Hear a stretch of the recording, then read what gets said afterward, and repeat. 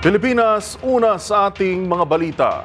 Lampas 100 bahay ang tinupok ng sunog sa bahagi ng Barangay UP Campus sa Quezon City. Sa gitna ng sunog, isang residente naman ang naiulat na nawawala. Ang mga detalye ibabalita ni Val Gonzalez.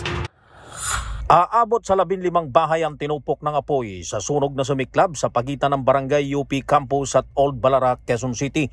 Kahit mabilis ang pagresponde ng mga bumbero pero mabilis pa rin kumalat ang apoy. Ito ay dahil sa yari sa light material sa mga kabahayan.